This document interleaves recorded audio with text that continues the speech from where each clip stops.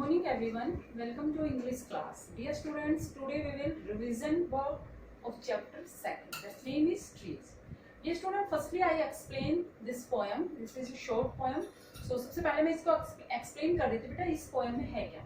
इसमें देखो बेटा trees के बारे में बताया है कि trees है वो बहुत ही simply grow होते हैं, वो हमें शेड छाया देते हैं, ओके, वो हमें लकड़ियाँ देते हैं जो हमारे लिए बहुत ही बेनिफिशियल है. सो ट्रीज के बारे में बताया है कि वो कैसे हमें छाया देते हैं, कैसे वो ग्रो होते हैं, वो बहुत ही सिंपली ग्रो होते हैं, वो बहुत ही काइंड होते हैं. ओके, जब सूर्य की किरणें आती है तो सबसे पहले किस पर आती है? ट्रीज पर ही आती है. और लास्ट में जब सन सेट होता है तो भी उसकी लास्ट जो रेज होती है, किरणें होती है, वो उस पर ही रहती है, ट्रीज पर. ओके, सो ये ट्री के बारे में बताया है. सो I will tell about the question answer. What is the theme of poem? Okay, कि poem का जो theme है वो क्या है? Okay, we will discuss question answer. Poem का theme क्या है बेटा? Trees and their benefits. देखो इस poem में जब trees के बारे में बताया है तो obviously इसका theme क्या होगा? Trees और उसके benefit. So answer is trees and their benefits. Okay, trees और उसके लाभ, benefits. Question number 2. What is the wood of the tree used for? What is the wood of the trees used for? कि जो लकड़ी है trees की वो किसके लिए यूज की जाती है? ओके, जो ट्री की जो लकड़ी होती है वो हम उससे हम क्या करते हैं? घर बनाते हैं और फर्नीचर बनाते हैं. कि जो भी लकड़ी का सामान होता है हम उसी से बनाते हैं. So answer is to make house और फर्नीचर. आप ये राइट कर सकते हो कि ट्रीज से हम क्या बना सकते हैं, क्या बनाते हैं? House and furniture. Okay, next question. Which light do the trees hold before evening changes into the night. अब ये बताया है कि वे ट्रीज है वो कौन सी लाइट होल्ड रखता है, पकड़े रखता है जब चेंज होती है नाइट में. जब इवनिंग है वो नाइट में चेंज होती है तो वो कौन सी लाइट ट्री पर रहती है? अभी मैंने देखो बताया है कि जो लास्ट जो लाइट होती है ट्रीज की, जो रेज होती है, सूर्य की जो किरणें होती है ना इवनिंग के टाइम में, वो किस पर रहती है? ट्री पर. ओके, और मॉर्निंग में भी सबसे पहले किस पर आती है? सूर्य की किरणें, जो रेज ऑफ सन है वो सबसे पहले किस पर आती है? Tree. So trees, answer is the trees hold the last light. कि ट्रीज है वो इवनिंग के समय कौन सी लाइट होल्ड रखता है? Last light. किसके? सूर्य की. देखो बेटा सन की जो लास्ट लाइट होती है, जैसे कि शाम के इवनिंग के समय में क्या होता है कि जो रेज होती है सन की वो कैसी लगती है? बिल्कुल रेड रेड कलर की लगती है ना. सो वो किस पर दिखाई देती है हमें? ट्रीज पर. ओके, वो सब लास्ट लाइट भी ट्रीज पर ही रहती है. सो answer is trees hold the last light. ये कौन रखता है? ट्रीज है वो कौन सी लाइट रखता है? लास्ट लाइट, इवनिंग के समय. Okay, so come to the grammar portion. So बेटा पंचुएशन, ग्रामर पोर्शन में क्या आपका टॉपिक क्या है? पंचुएशन. ओके, सेकंड चैप्टर में ग्रामर पोर्शन है पंचुएशन. सो पंचुएशन क्या होती है बेटा? सबसे पहले punctuations help in giving clear meaning to the sentences. It's means कि देखो बेटा पंचुएशन होता है वो किसकी क्या सहायता करे? क्लियर मीनिंग देने में. कोई भी सेंटेंस दिया हुआ है उसका क्लियर मीनिंग हमें कैसे पता चलेगा? पंचुएशन से पता चलता है कि इसमें क्वेश्चन पूछा गया है या फिर इसमें सेपरेट किया है वर्ड्स को. ओके, इसमें एक्सक्लेमेशन फीलिंग शो हुई है, सैडनेस, एक्साइटमेंट शो हुई है, तो वो किससे हमें पता चलती है? Punctuation marks.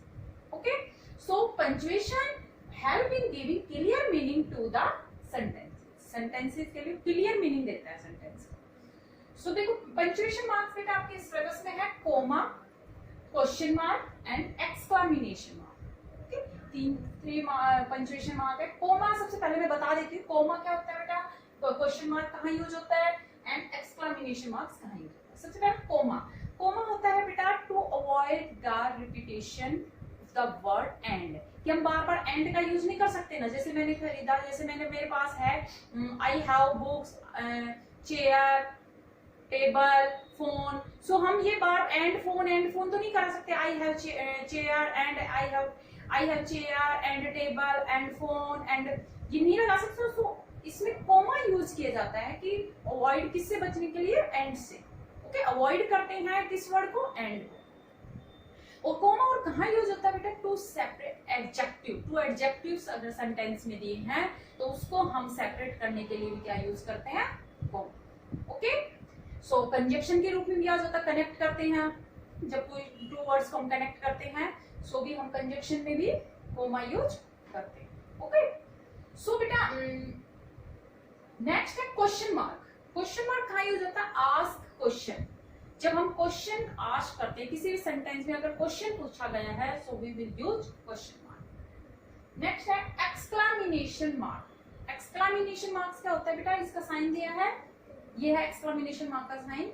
एक्सक्लामेशन मार्क कहाँ यूज होता है, जब किसी भी सेंटेंस में फीलिंग्स शो हुई है, जैसे हैप्पीनेस की, सैडनेस की, एक्साइटमेंट की, सरप्राइज की, जो भी फीलिंग शो हुई है इट्स मींस वहां पर हम क्या यूज करेंगे, एक्सक्लामेशन। ओके, सो कोई भी सेंटेंस स्टार्ट होता है तो बेटा एक होता है कैपिटल लेटर। कैपिटल लेटर किसी भी सेंटेंस को स्टार्ट करने से पहले हम क्या यूज करते हैं, कैपिटल। मतलब कहां से स्टार्ट करेंगे, कैपिटल लेटर से स्टार्ट करते हैं कोई भी सेंटेंस हो। सो एग्जांपल दिया है मैंने, अब मैं समझा, अच्छे से ध्यान से सुनना है आपको। फर्स्ट एग्जांपल है, on Tuesday Jill and Jenny will go to the park.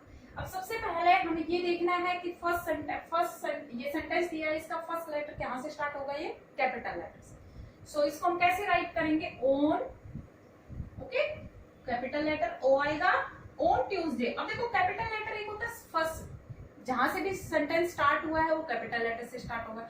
एक होता है capital letter special place, name, month, days etcetera, इनके ये भी जो होते हैं बेटा, ये भी कैपिटल लेटर से स्टार्ट होते हैं, जो स्पेशल पर्टिकुलर्स होते हैं। सो ट्यूसडे का टी कैपिटल आएगा, ऑन ट्यूसडे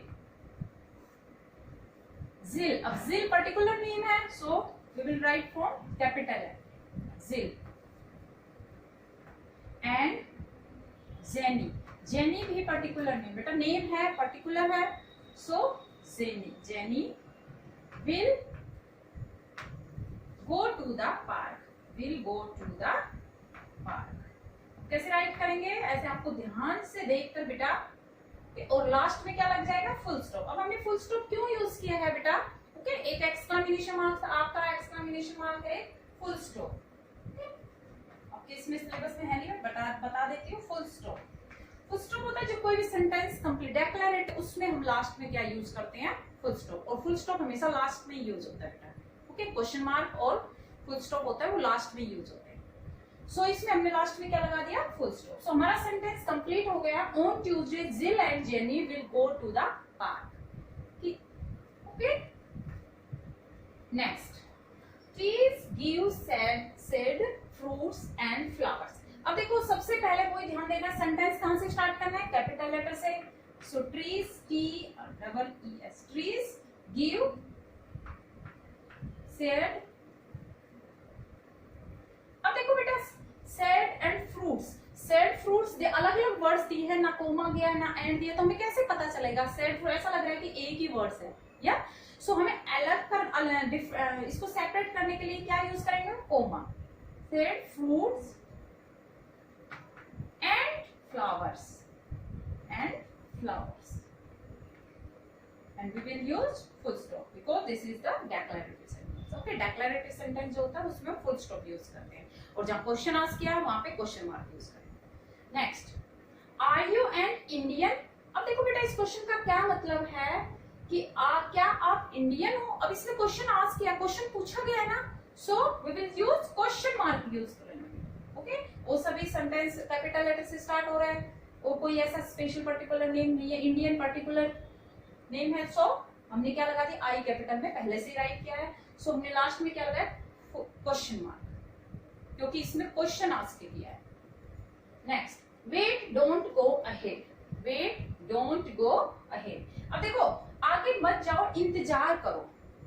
इसमें वो बता रहा है कि आगे मत जाओ, रुको, ओके, रुको, इंतजार करो। वेट मतलब होता है इंतजार करना, इंतजार करो, आगे मत जाओ। सो इसमें क्या आ जाएगा बेटा, एक्सक्लेमेशन मार्क, यहाँ पर लगा देती है एक्सक्लेमेशन, ओके। वेट इंतजार करो, डोंट गो अहेड आगे मत जाओ, रुको आगे मत जाओ, और लास्ट में क्या जाएगा इसमें, फुल स्टॉप, ओके। सो आपको ध्यान से जो भी सेंटेंस दी है बेटा उसमें कैसे यूज करोगे। अगर क्वेश्चन आस्क किया है तो आप क्वेश्चन मार्क लगाओगे, अगर 2 वर्ड्स दिए हैं उसको सेपरेट करने के लिए हम कोमा लगाएंगे।